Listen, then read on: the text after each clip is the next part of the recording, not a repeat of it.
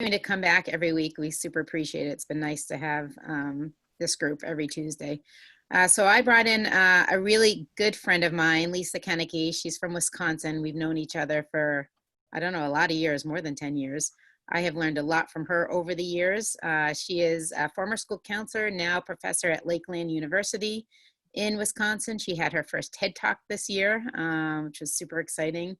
And she's a huge advocate in the LGBTQ world. So asked her to come in and come talk to us today. So Lisa, take it away. Thank you, Bonnie. Thank you, Bear. Thank you, other friends who are here. This is very, very exciting. And I'm hoping that everyone can hear me okay. Yeah? Excellent. It's never been an issue for me, so there we go. So as Bonnie said, I am delighted to speak with school counselors. I was a middle and high school counselor for 12 years, and I served as a state president of Wisconsin, and Bonnie and I actually served on the National Board of Directors. So this is near and dear to my heart. And before I begin, also to let you know, Bear, acknowledging what you were talking about, I teach the next generation of school counselors, and last night I had a course and we were talking about crisis and trauma. And I turned off my PowerPoints and I just let the students talk. And I didn't say what they could talk about. I just said, how are current issues affecting you? And so for me, it could be COVID, it could be George Floyd. It is Pride Month, and so I'm very excited about the LGBT things as well. So I'm going to go ahead and get started. I apologize for those of you who are zoomed out. So if you have to do something, go do that. I will try and keep you awake during the presentation. And with no further ado, away we go. In Maine, you probably have beavers, just like we do in Wisconsin. And you probably woke up thinking, I sure hope I see a beaver and a lady in a tiara. Well, your wishes come true, my friends. So yes, on the left, that is a beaver. And I grew up an hour north of Madison, Wisconsin. And in high school, we were the Beavers. I was our school mascot. The picture on the right, that's me as homecoming queen. So just to give you a little bit of background, if you want to call me Queen Beaver, you absolutely can. So that is my salute to all of you. And we may talk about that a little bit later as well, because when I was growing up, I didn't know that there was an option to be gay. So if you look at that hairstyle, you'll know that's 1987. In this world, and Barry, you mentioned this earlier, here we go. Do you know that there's 3 types of people? There are. Those of you who are left-handed, right-handed, and the lucky few of you who are ambidextrous. So if you are left-handed, give me an L. Let's see those L's out there. Woo! If you're right-handed, give me an R in sign language. Awesome. If you're ambidextrous, what? Give it up. Okay, both of you. There we go. That's fantastic. I'm telling you this because all of you were born this way. I was born right-handed. My wife was born left-handed. In the picture, you have a left-handed scissors on the left. You're welcome. And a right-handed scissors on the right. So if you combine them, I guess it's ambidextrous. I didn't have an ambidextrous scissors for you. But just think about this. If you are right-handed, and if you had to cut with a left-handed pair of scissors, how awkward would that be? And vice versa, unless you're ambidextrous. Our students who are coming back and re-entering into school, whatever that's going to look like in the fall, if it even happens, they have certain needs. We all do. And especially for the kids who may or may not be questioning their identity. And again, I guess we're going K-12 here, right, Bonnie? We have K-12, yeah. And it's not only just the students who might identify as lesbian, gay, bisexual, transgender, queer questioning, or the plus, which I'll talk about in a little bit. It could be their parents. So we've all been in isolation for a very long time, and I've had a lot of parents reach out to me because they've had a lot of time with their students saying, hey, my kid just came out to me. What do I do? Well, I'll tell you what I did. Had no idea that I was gay. Thanksgiving, 1996, sitting around the table. I just happened to mention that I couldn't find a boyfriend. There wasn't anybody that I liked. My sister, who's older than me, looked at me and said, well, Lisa, it's because you're gay. Please pass the carrots. So I passed her the carrots and I started bawling because, again, it wasn't an option. The only role model I had in, that was 1997, would have been Billy Crystal on soap, 1972. I think I'm older than most of you, so sorry if you don't get that. The last thing that I'll tell you about my family, and this is why I wrote a book, this is why I advocate for the LGBTQ plus community. My mom died January 6th, 2014. And on that day, it was the day before my 45th birthday. And my wife and I, we'd been together for 10 years. We're driving up to the funeral, and I get a phone call from my sister saying, if you're bringing Angela, don't come. I'm like, what are you talking about? So my brother and my father did not allow my wife of 10 years to come to the funeral, to be in the obituary, or to go to the cemetery. So think about that. Think about someone that you've been with for a long time, and there's a major crisis that's happening and you can't be there. My heart goes out to those people who have died alone because of COVID. So it just kind of came full circle for me.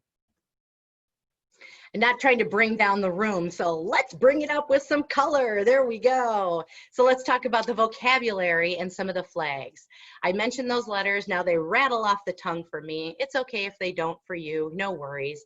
But two of them I want to bring your attention to is the yellow flag with the purple circle. That is for students who identify, well, it could be adults, but usually it's younger people who identify as intersex. Baby is born. Doctor looks at baby. Baby has unambiguous reproductive parts. It's hard to tell. Maybe they're a boy, maybe they're a girl. It's really, really hard to tell. So what doctor does, gives baby to parent. Parent needs to decide how to raise that child. And I want to tell you that there are more people who are born intersex than those who have cleft palates. So just keep that in mind, that you might be working with someone and they do identify as intersex, but they haven't told you, and that's okay. But right below that, that's the straight ally flag. And Bonnie, you are an absolutely wonderful straight ally to me and have supported me so much in so many things. So you can actually get that flag, that straight ally flag at Target. We went yesterday. They're $1. It's fantastic. So I just wanted to throw those things out to you as something to think about. And if the only thing that you do, my friends, to show that you're an ally is to just have a rainbow. Now, you don't have to go to Target and get a bow tie for your puppy, but if you want to, like I did, that's what's going to go on Maddie, because all of us in the LGBT world know that a rainbow means that you are an ally. So if we were to take a look at the stats, and I'll just, you know what, you're zoomed out. I'm just going to give you the answers right here. So in the world today, there are 1.4 million people. This was actually of 2016, so I think the stat is higher, who identify as transgender. And it's transgender, not transgendered, because they are nouns, not adjectives. 1 out of, let's see, look at that. 1,700 people are born with cleft palates. 1 out of 100 are born intersex. 10% of us are born left-handed and gay, and 1% of the population is ambidextrous. There you go. There's your math for the day. You can be done. And that's coming from a school counselor. Well done. I'm going to talk about 3 ways to be an inclusion ally. I know that I'm going really, really quickly, my friends, but I want to leave time for questions if you have them. In my research, in my TED Talk, in my book, this is how you can become an inclusion ally. That's the name of my book, Be an Inclusion Ally, ABCs of LGBTQ+. You can show that you're an ally, shift mindsets and perceptions, and eventually shape policies. And I don't know if any questions are coming in to the chat yet, but I'm just going to keep rocking. So here's a question for you, my friends. For those of you who do identify as straight, what do you think caused your heterosexuality? Of course, that's a rhetorical question, but just think about that. What if we were to flip how we answer that question? If you have straight privilege, you've never had to think about that question. And I don't mean to say that to be a jerk. It's just one of those things that, even though my sister told me I was gay in 1997, I have to come out all the time. And I will determine who's a safe person to come out to and who isn't a safe person to come out to. And again, Bonnie, you are fabulous. Bear, you're fabulous. I don't even know you, but you have your pronouns by your name. So you're a keeper. And not that the rest of you aren't fabulous. I'm sure you all are. And when I come to Maine and we can hug again, not in a creepy way, but I will probably hug you. Here's how you can show that you are an ally. The middle sticker right there, it's called the progress sticker, and it's made by Daniel Quasar, and I actually spoke with him in writing my book, so that was kind of cool. So quickly I'll talk about that. We have the Roy G. Biv, which represents lesbian, gay, and bisexual.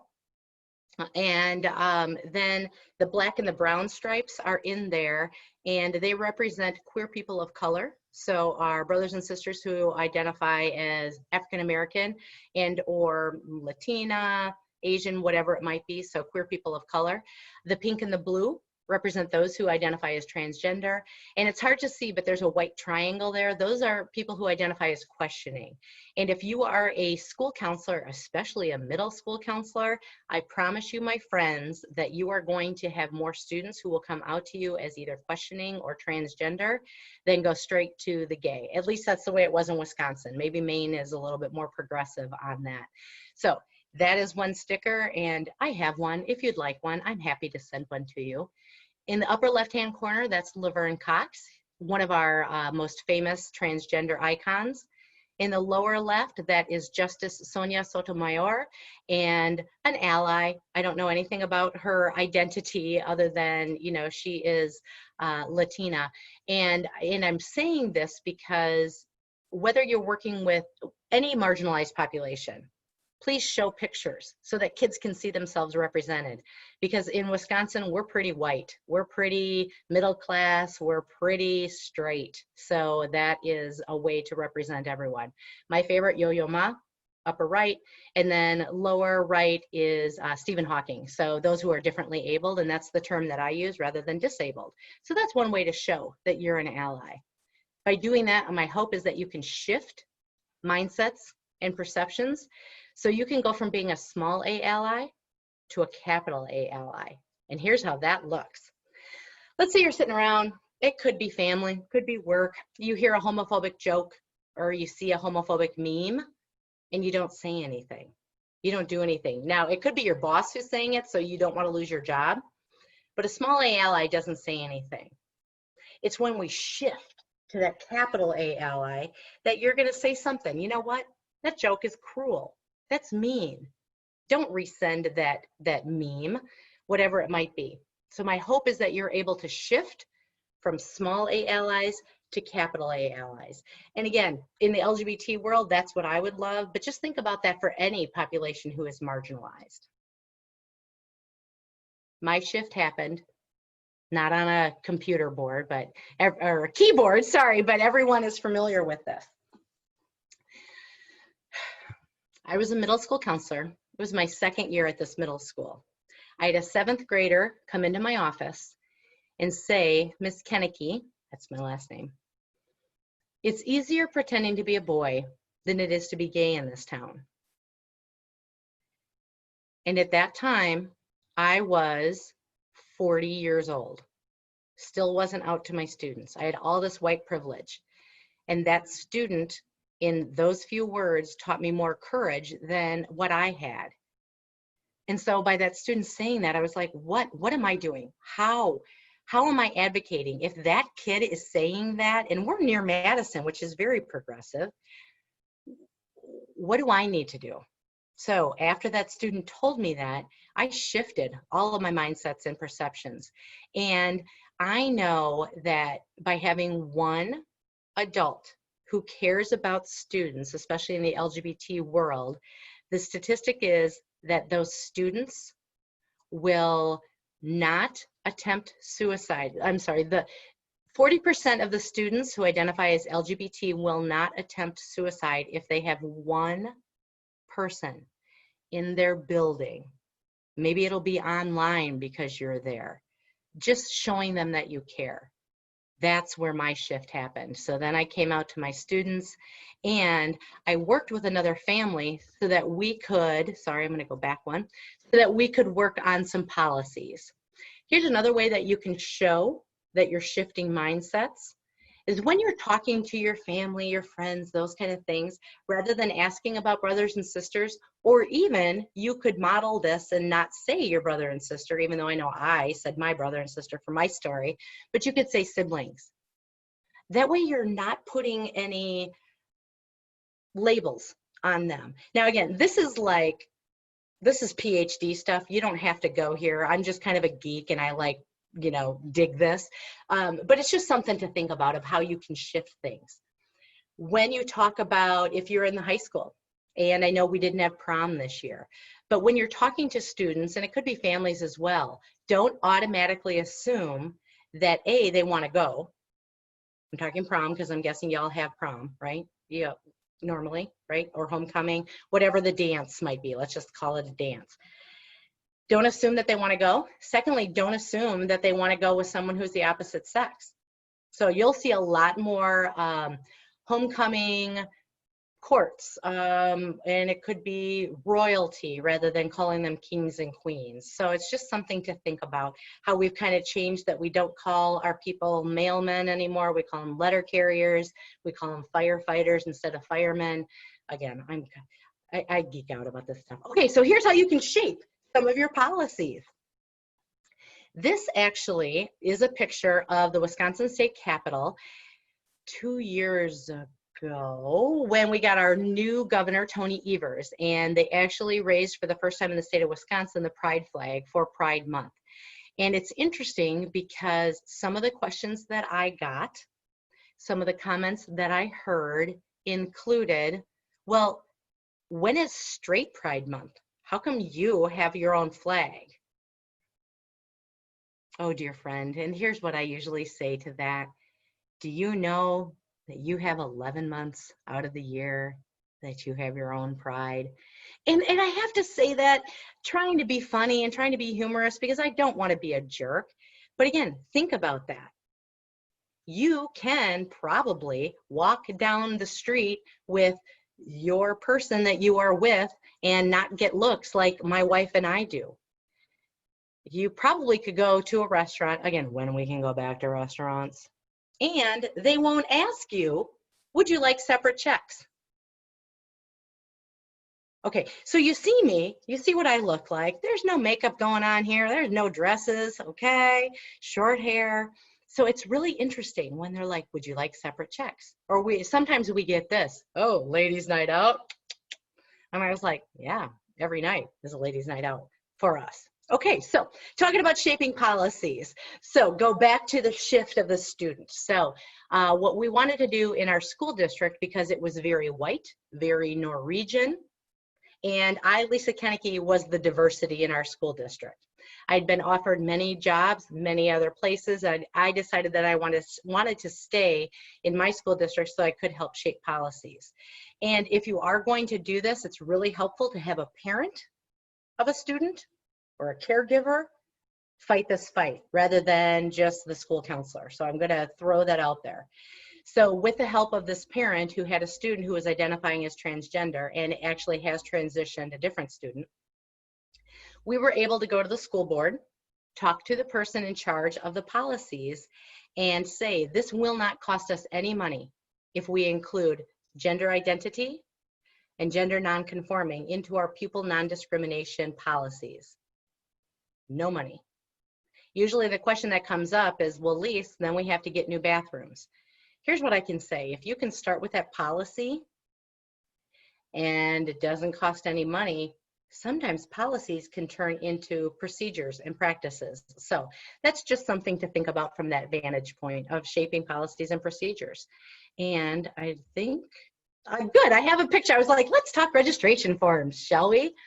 Think about the last time that you filled out a registration form. Gender. Okay. Usually you get male, female. A lot of times I see the word other. And I don't know about you, my friends, but I certainly would not want to be considered an other. So this is one thing that you can, as a school counselor, also try to change. Could your registration forms look something like this? Now, they don't have to go this in depth. I would love to see male, female, custom. And then let that person go ahead and write in how they identify. And you might not think that this is going to be a big deal, but I promise you, you're going to see a lot more people who have voice and who will want to push the envelope because of their youth privilege along these lines. And a lot of it, I didn't do research on your driver's license, but I can tell you that on a driver's license to a person who does not identify as cisgender. So cisgender, I'm a female, I was born with female parts, I'm cisgender, even though I'm gay. Transgender are the people who are born in a different, different skin, different body. So, you know, their identity does not match their biological. That's transgender. That's why cisgender is becoming more popular right now. So if someone is misgendered on their license, just think about this, right? So you have a student, or it could be a parent. Let's go with a parent. You have a parent who comes into school and they are presenting and they have facial hair, but they're wearing a lovely dress, lovely nails along those lines. So my guess is that maybe that person identifies as transgender, goes to fill out a registration form. They're not represented. Has to show some form of identification, and they're not represented. What if that person is of a different color than the person, usually the administrative assistant? What if that person doesn't speak English as their first language? What if they're wearing a hijab? So think about all of these things as we go back into school. How do we make our environments welcoming to everyone? I am so happy to say, Maine, you did a good job here. So you actually, so way to go, Bear. I think that was probably you that did all this, right? Excellent. Oh, he's being shy. So you actually have state laws that protect public and private people with both sexual orientation and gender identity. Look at the little gray state around all those other green states by Lake Michigan. Oh, that's Wisconsin. That's right. That's my state. So we still have a lot of work to do. So I just wanted to compliment Maine. Way to go. If you want to later on, I've sent this presentation to Bonnie. This actually is, I didn't creep on you, but I like to do research. So, you know, this is your website that talks about the policies and those kind of things for your counseling. Well done, all of you. And you actually like have it as a menu item. So Bonnie, that was probably you. Yeah, it was. Okay, good job. So again, my friends, 3 ways to be an inclusion ally, the ABCs of LGBTQ+. Think about how will you show you're an ally? How are you going to shift mindsets? How will you shape our world? Maybe you'll go out and be a geek like me and buy a rainbow flag that is from Philadelphia. This is actually the Philly flag, and it includes queer people of color with the black and brown in addition to the rainbow. I already showed you the progress flag, which has everyone on there. And in case you're interested, I happened to write a little book. Now, that's not the reason I'm here. I'm not like pushing my book, but I'm just saying that I was a school counselor, and it's very, very little. It's only 87 pages, and I take you through letters A through Z on resources for you to be an inclusion ally. Lots of free stuff on here, and the book comes out June 10th. You don't have to buy it. It's okay. I know Bonnie will, so she'll probably share it. She'll probably buy 1 or 2 of those. So the last thing I'm gonna, 10 of them, woo! So the last thing I'm gonna leave you with is this sign. This sign right here was actually invented by Kristen Joyner, and I'm this close to reaching out to her. I reached out to her people, but I'll talk to her next. This sign is the reason that my wife and I chose to live in our neighborhood. So we live a suburb right outside of Madison, very, very progressive. Middleton, where I live, is uber white, very, very, very, very white, and conservative. However, it was close to where we wanted to live. We saw not 1, but 2 of these signs in our neighborhood.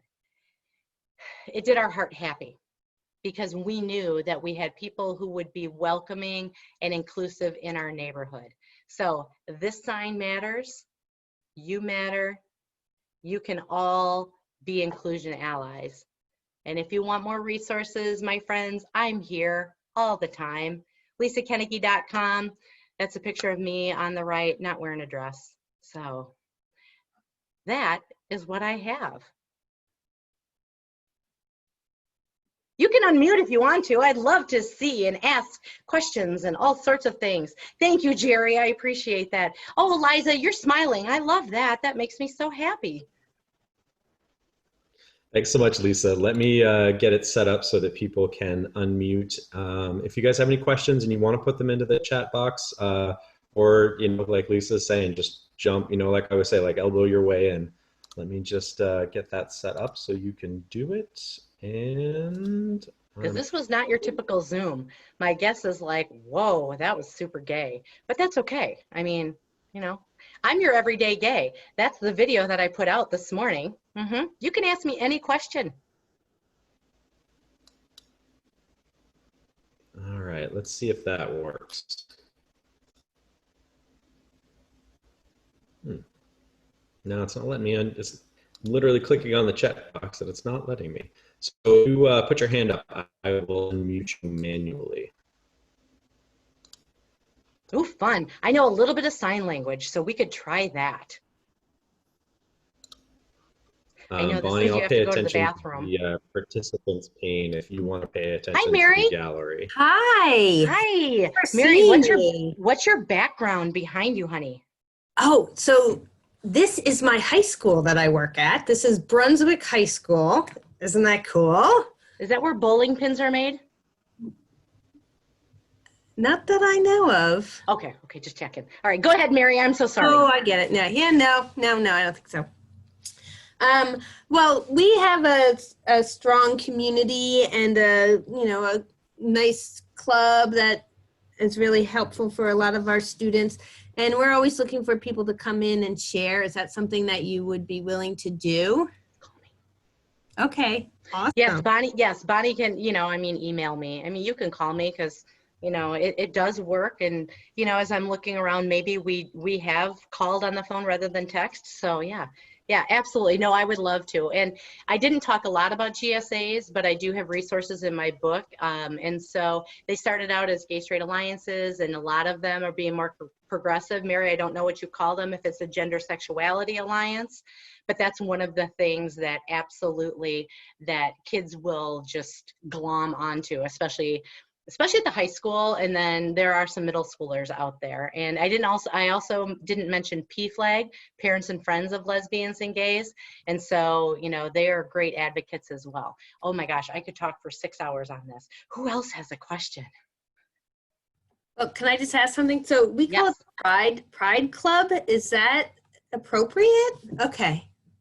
And what I will tell you, my friend Mary, is that it's really advantageous to have the students come up with the name, because your school board, your community will push back less on a student than they will the big gay counselor.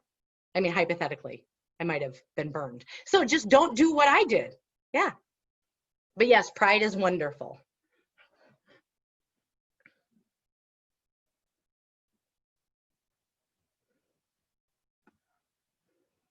Trying to. June 10th is the book date, right, Lisa? June 10th is when the book comes out, yes, and I will send that information.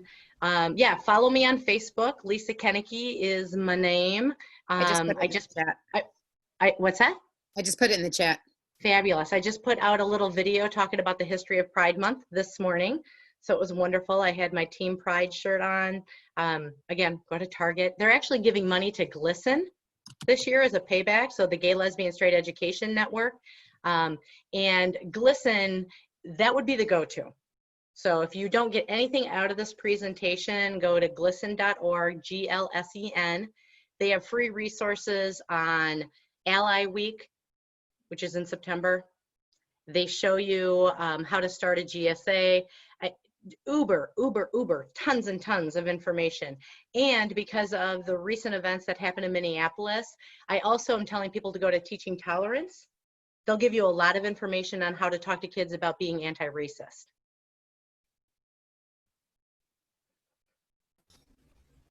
Another important thing that we've done in Maine is make it much easier to change your name.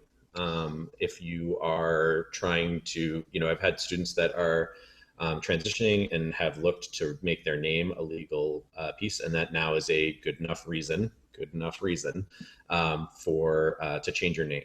And so that's something that's exciting in our state. And well done, Maine.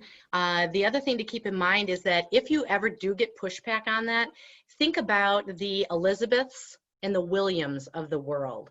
So do we call Elizabeth Betsy? Where did that ever come from? My apologies if you are a Betsy, I'm looking at names here. Or where do we get Bill from William? And so if you call students by nicknames rather than the name that's on their birth certificate, guess what? All of those kids who are either gender fluid or identifying differently, and they have the law behind them. So there's that. And then Mary, I wanted to also mention to you about GSA, not to point at you, that's rude, but the 14th Amendment says by law that the school can have a GSA if you have any extracurriculars. So if the school has a chess club or anything athletic, by law, they need to allow you to have a GSA or a Pride or whatever that is.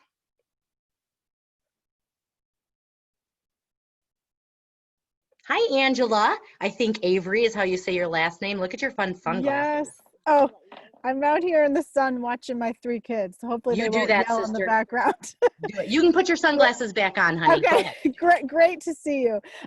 Thank you for this. This is amazing. I have a question that I'm hoping, I just was furiously typing what you said about the Elizabeth and William. That's an awesome thing I can whip right out with my teachers. I'm wondering if you have anything along those lines regarding kids' pronouns. And just, I know what I say to my staff of why it's important, but I still get that teacher who says, what's the big deal? You know, the kid doesn't correct me. It's no, you know, it must not matter. And I'm like, well, it does, but I'm just wondering what language you use to correct teachers on how important that is for kids. So that is a great question. And I promise you that you're going to see way more of that. And if you and you don't have to say anything, Angela, I'm not trying to out you, but straight ally, gay ally, whatever kind of ally you are, even if you can start with that.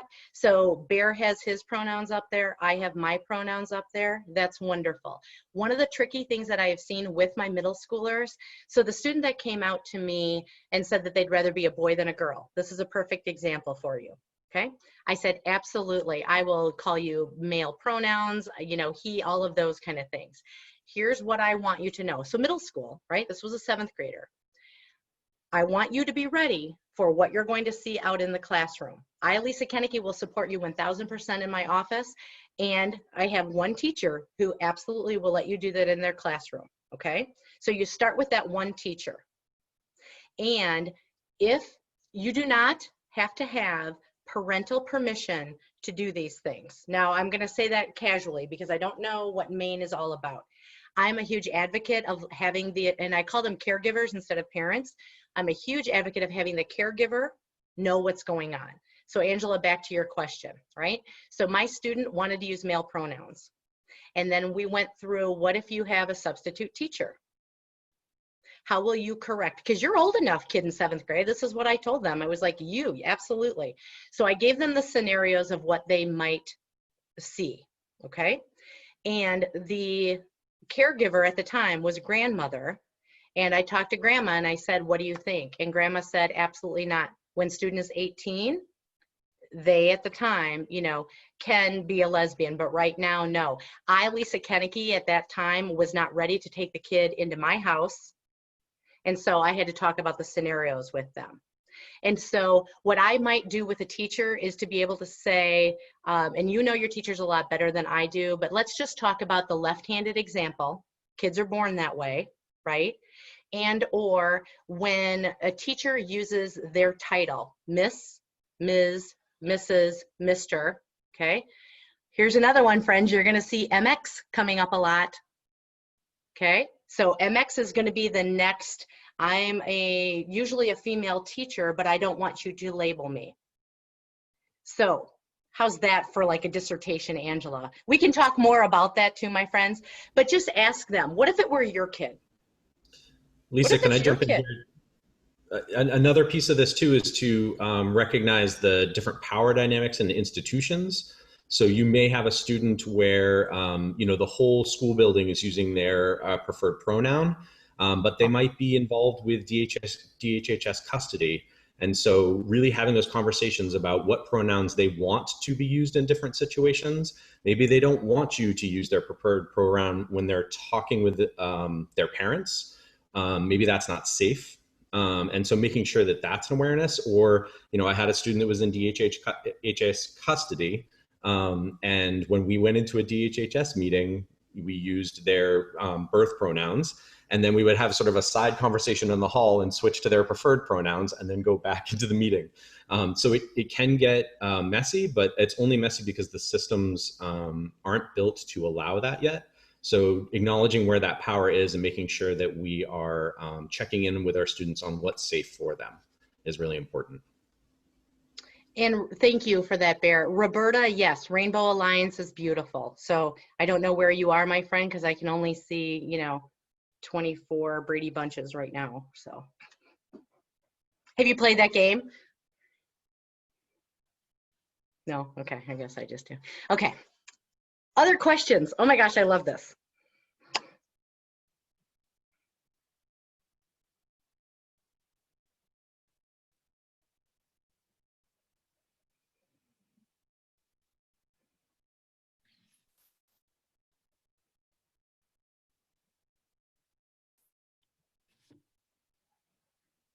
I can start singing too. What story? Oh, my wife is sitting over there and she's giving me cues. And so I'm to tell you this story. So Angela, this might help you a little bit as well. The trickiest situation I had as a school counselor was having a student who identified as gender fluid. Oh, you're nodding your heads. Okay, you've heard of this, yes? Okay, so at this time it was an 8th grade student, born female, and had the conversation with me, and you can probably tell I'm not really shy. And so I would greet our students. So we had 800 middle school students, 6th, 7th, and 8th grade every morning. So I knew their names, I knew what they preferred to be called.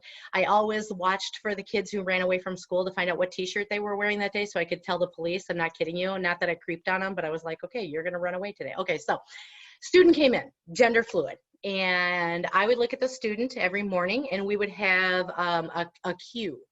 If the student was going as a male that day and male pronouns, they would give me a 1. If they were going as a female, it would be 2. The student and I were the only ones who knew that. I had my cell phone ready to go and I would send the students email. I would email the teachers, right? Because emails are tricky as well, but I'd had the conversation not on email, in person with the teachers. And I would just say 1 or 2. That's all I did. And so the teachers knew. And if that student had a substitute first hour, I got to school really early because I wanted to advocate for these type of things. So I would find out who the substitute teacher was and say, please don't use their pronouns. This is what they prefer. And when in doubt, here's the best thing that I can say about pronouns. And this is what I was taught by a student many, many moons ago. Okay, so I'm gonna use Bonnie as an example. Bonnie is going to not sure about identity. Okay, so pronouns. So you would just say that Bonnie took Bonnie's backpack to Bonnie's locker. So to Angela, I love your shades again, honey. Just tell your teachers, you know what, just use the name that they prefer. Because the other thing that they might say to you, especially if they're in high school, is they may say to their teachers, that's I think they call it their dead name. Or if it's their birth name, they don't want to have anything to do with that name anymore. And again, I'm going to go back to the example of, my guess is you probably have an AJ somewhere in your school. You probably have, a Scooter, or I don't know what a nickname in Maine. Moose, would that be a good nickname? Thanks for laughing. Okay, because I was like, what is it? Careful with the animal names there. Jeez. Oh, sorry, Yeah, I'm a bear. How about a little sensitivity, Lisa? Okay, my apologies. Okay, sorry. So don't do what I just did. Okay, school counselors, just don't. Okay, note to self. I tell my grad students, this is what it looks like to mess up. You're welcome. Well, and Lisa, actually, that rolls into my next question. Could you talk a little bit about how teachers can respond when they get the name or the pronoun incorrect? Because I know, there's there can be some guilt and some shame and some making up like, oh no, I'm so sorry, I didn't mean to do it, and it turns into sort of a larger piece. What are good ways that we can help support people when we make that mistake? Bear, that is an excellent question. I'm glad that you brought that up. So this is just my thoughts on this. You know your people better than I do. But here's what I would prefer. And this has happened to me. I'll give you an example. Okay? So here we go. So you see me from the back. Hopefully you can see me. Super short hair. Turn the other way. Okay, my way. Okay, anyway, super short hair. So 9 times out of 10 from the back, I get called sir. I turn around. Okay, so I was trying to be appropriate with that. Honey, you can tell that there ain't no sir going on in the front of this body right here, okay? And so then I turn around and then I'll be like, oh, no, I'm a girl with short hair. So that's how I deal with that type of situation. So, just letting them know the facts. If that happens, and if a teacher, like Bear said, messes up, just tell the teacher, you know what, own it, say you're sorry, and then depending upon the time, like Bear said, person who said, that's white guilt, that's straight guilt, that's happening usually right there of, I need to make this better, this is my privilege, oh my gosh, what am I doing, now you're going to think that I'm a homophobe. So my best thing that I can say is say that you're sorry. Okay, fix it right then and there to what they want. And if you don't know, then have a conversation with the student later. Okay, so in private is probably the best thing. Again, depending developmentally where they're at of how you want to do that. I wouldn't make a big deal of it in the classroom to be able to say, all right, everybody, we've got Bonnie with us. Bonnie just changed her pronouns to they, them, and theirs. Let's give it up for Bonnie. I probably wouldn't do that. But the best thing is to say, I'm sorry, okay? And then, yeah, don't go down the rabbit hole with them. Talk to them later and say, help me understand, help me learn. And again, it's not just a gay thing. This could be students for whom, maybe they're homeless or whatever. You don't ever want to assume anything. And my guess is because you're all school counselors, this is why I love school counselors, is that you're going to have these conversations with the most difficult teachers first. I see you nodding your head. So you have those in Maine too. Okay. Yep. And so I tell you what, I buddied right up to the football coach, especially so that he wouldn't say, come on, girls, quit throwing like a sissy. I made sure that that person had the chocolate. Yep, I played the game, right? So that later I could come back to the football coach and be like, do you know that my football coach in high school asked me to go out for the team? True story. What? So just kind of turning things around that way. So, wow, to answer a very easy question and make it really long, just say that you're sorry and then make it better later and say, what could I do differently? Thanks, Lisa. Did that answer your question, Bear? Yeah. Another thing to consider that we run into a lot is we know that sometimes transitioning or really students trying to figure out where they're going to land gender-wise is really fluid.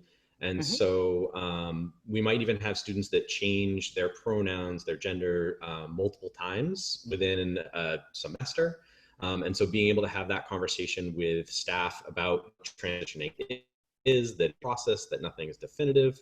And so how we're not only supporting students that are maybe a little more mercurial in their search, but then also how are we presenting new pronouns? So talking with teachers about setting up a way so that when you introduce yourself as a student, you drop the pronouns in there, making it so that it's a normalized process so that when that change happens, it's very easily absorbed. And it isn't a gigantic celebratory, as much as we would love that to be the case. It doesn't have to be an announcement over the loudspeaker.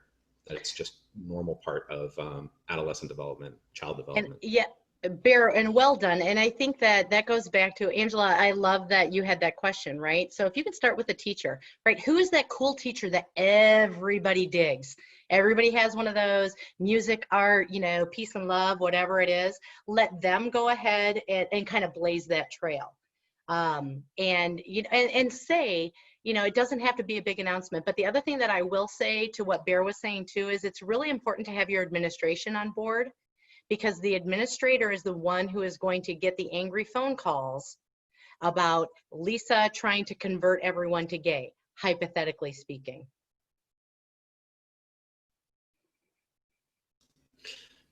Thanks, Lisa. So we're coming up on, we just crossed into the last 9 minutes or so. If anybody else has any questions, let's try to get those to Lisa so that we can wrap up. Or any other thoughts. Just a quick update before we wrap up. I'm going to be doing these sessions again next week. And then next week we'll talk a little bit about what these sessions and content hours can look like over the summer. So think about that, and let's try to talk about that next session so that we can figure out what works best for everyone over the summer. So thanks. So you don't want me to come back next week? Because I can talk gay all day, my friends. Absolutely. Lisa, you're welcome back anytime. I'm just kidding. I'm going to give a shout out to Julia, who changed her pronouns on her name in, well, did you have that before, my friend? No. Oh, I just got goosebumps and I just gave you a namaste. That is fantastic. Not that you aren't all up wonderful. I don't mean that if you don't do it, you aren't. But this is what you're going to be seeing moving forward, especially from the students. And the other thing that I will say is that it's not always the students, right? So when we come back to school, y'all, I think you're going back late August. You might have a parent who has transitioned. And so the next step that I was trying, or a staff member, the next thing that I was trying to do with our policies was to protect and enumerate out our staff and our family members.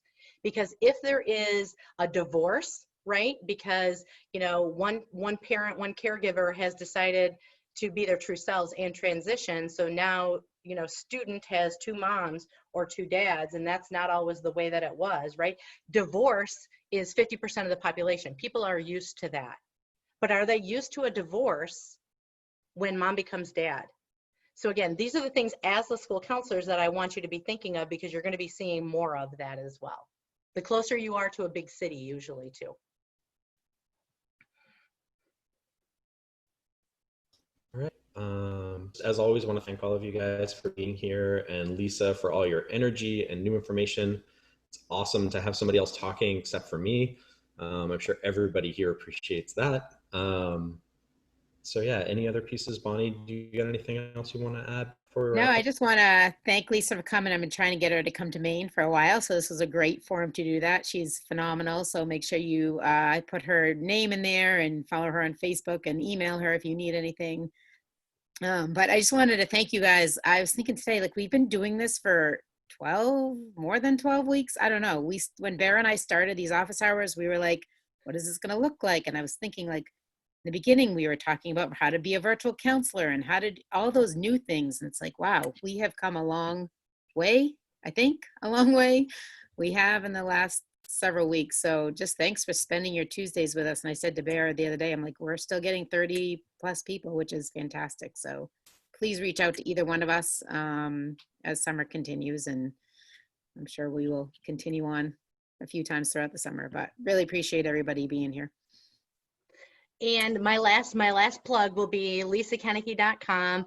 My TED Talk is not up yet. Father Ted hasn't given it to YouTube yet, but you'll be able to find it there. It's called Allies Save Lives. It was me in a rainbow jacket. So just to let you know, that's what that was. Yeah, and any questions that you folks have about starting a GSA or however I can talk to your staff at Brunswick, whatever it might be, please let me know. And thank you, Bonnie, for inviting me. And Bear, thank you for all that you do as well. All right, thanks everybody. We'll be having our session tomorrow at 10, focusing on clinical support. If I don't see you then I will see you next week. So thank you all.